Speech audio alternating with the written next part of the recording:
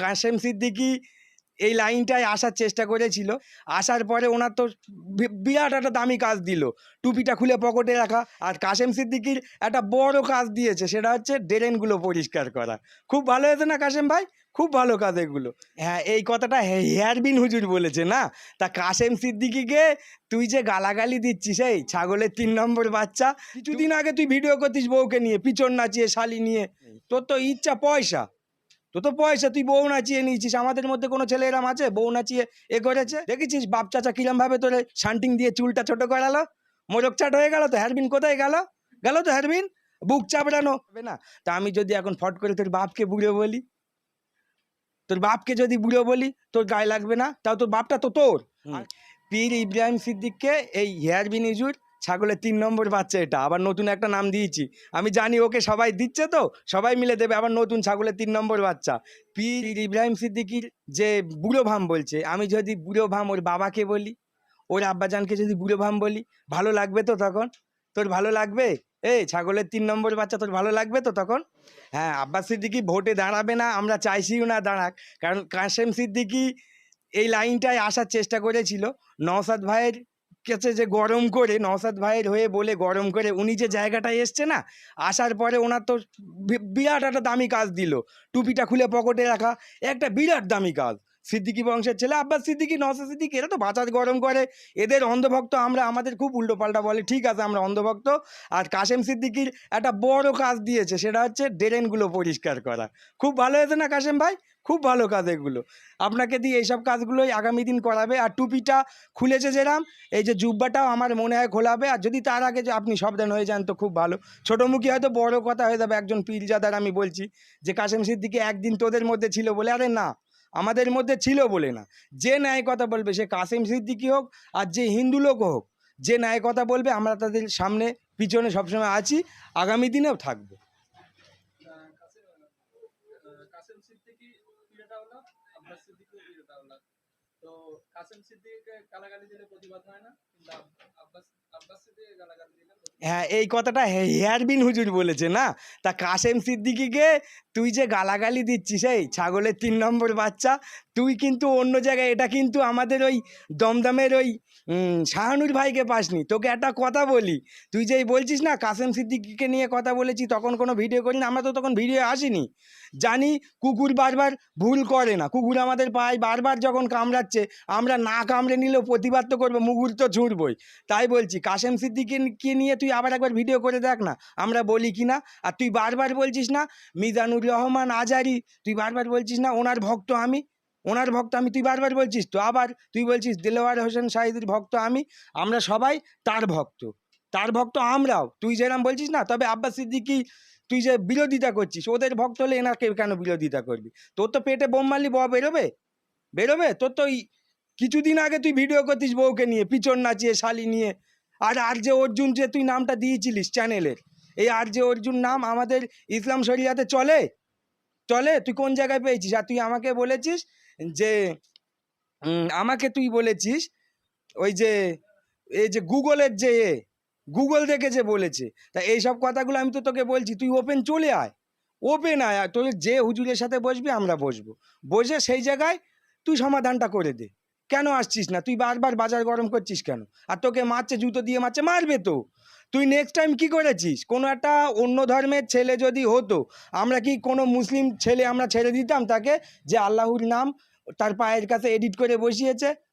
ছেড়ে দিতাম তাকে? কিন্তু তুই ছাড় পেয়ে যাচ্ছিস কেন বলতো? আমরা এখনও সমাজে বিশৃঙ্খলা করবো না তাই। আর তোকে যারা কিছু বলছে তারা হয়তো আমাদের ছেলে নয়, তোকে পাম দিয়ে ফোলাচ্ছে, ওই জন্য তুই করছিস। তুই করে দা, আর আমরাও করে যাব। তুই ভাবিস না তোকে নিয়ে আবার নেক্সট টাইম ভিডিও করবে, আমি ভেবেছিলাম আর করবো না। কারণ তোর মতো কুকুর নেড়ে আমার লাভ নেই। তোর তো ইচ্ছা পয়সা, তুই বউ নাচিয়ে নিয়েছিস। আমাদের মধ্যে কোনো ছেলে এরম আছে বউ নাচিয়ে করেছে? তুই তো করেছিস। তোর তো প্রচুর ভুল। তাও তো তোর খাতাটা আমি খুলে নিই। তোর যদি খাতা খুলে দিই তুই পুরো বসে যাবি। দেখেছিস বাপ চাচা কিরমভাবে তোরে শান্টিং দিয়ে চুলটা ছোট করালো, মোরগ চাট হয়ে গেল। তো হেয়ারবিন কোথায় গেল? তো হেয়ারবিন বুক চাপড়ানো, 12 হাত কাঁকুরি 13 হাত বিচি, আমরা জানি। ওই বুক চাপড়ানো গেল তো। আমি বলেছিলাম না একটা গন্ধ পাচ্ছি আমি, তোর ঠিক লাঞ্চ ফেটে গেছে, তা ঠিক লাঞ্চের গায়ে কালো দাগ এসে গেছে। তোর এইবার কি হবে আমরা জানি না, তবে আমাদের ভাইজানের ছেলে এইসব শিক্ষা দেয় না। আমি আগামী দিন চাই কোনো ছেলে আমাদের ভাইজানের নাম নিয়ে নওশাদ সিদ্দিকী বলো, আব্বাস সিদ্দিকী বলো, ওনার যেন কোনো রকম নাকড়া ঝাঁকড়াও না দেয়, কারণ ওই মাছি আমরা মেরে হাত কালো করবো না।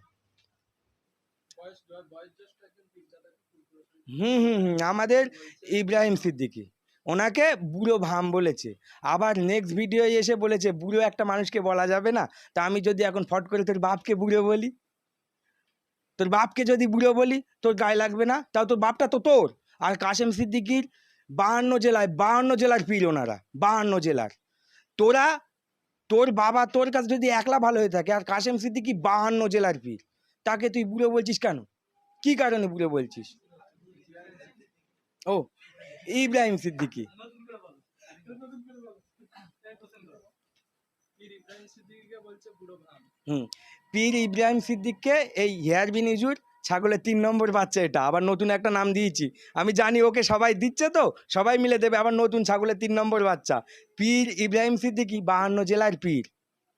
পীর তানাকে তুই বুড়ো ভাম বলছিস, আবার বলছিস বুড়ো ভাম বলা যায়। তোর হাদিস পেয়েছিস কোন জায়গায়? চটি হাদিস।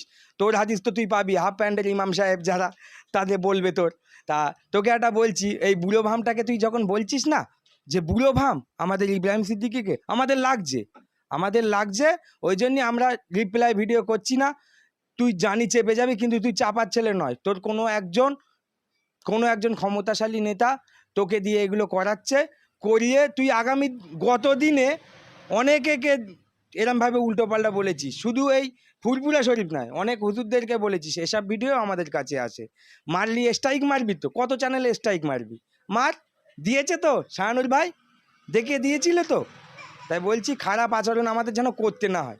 স্ট্রাইক মেরে কী হবে? শাহানুর ভাইয়ের চ্যানেল তো আবার উঠে গেল। কিন্তু তোর চ্যানেলে যদি আমরা সবাই মিলে স্ট্রাইক মারি, তুই তো বলছিস 14 দিনে জেল খাটাবো। তোকে যদি আমরা যাবজ্জীবন এখন ঢুকিয়ে দিই ওই যে বাইক কেসটাকে নিয়ে, তো দিচ্ছি না। হাঁপিয়ে দেখাচ্ছে একেবারে সওগাত মূল্য এরকম করে আবার যদি আব্বার কথাটা বলে গেলেন এত বাতা যেতে বুড়ো বলি বলবে সাথে তো আর এই যে পীর ইব্রাহিম সিদ্দিকীর যে বুড়ো ভাম বলছে, আমি যদি বুড়ো ভাম ওর বাবাকে বলি, ওর আব্বাজানকে যদি বুড়ো ভাম বলি, ভালো লাগবে তো তখন? তোর ভালো লাগবে? এই ছাগলের 3 নম্বর বাচ্চা, তোর ভালো লাগবে তো তখন? আমি জানি তোরও ভালো লাগবে না। ওইভাবে তুই বলিস না। তোর আব্বা তো তোর আব্বা, তোদের 2 ভাইয়ের আব্বা। ধর তোরা 2 ভাই, তোদের 2 ভাইয়ের আব্বা। তোর যদি বলি এখন তুই ওইরকম বুড়ো তোর বাবা, এরমভাবে কটূক্তি করে বলি, সবাই তো তোরা ভাই তখন আমরা এসে ছেড়ে দিবি আমার। কিন্তু ইব্রাহিম সিদ্দিকী 52 জেলার পীর, তার যদি খিস্তে হয় তুই চল, তোকে সেফটিভাবে আমরা নিয়ে যাচ্ছি। তুই যাচ্ছিস না কেন?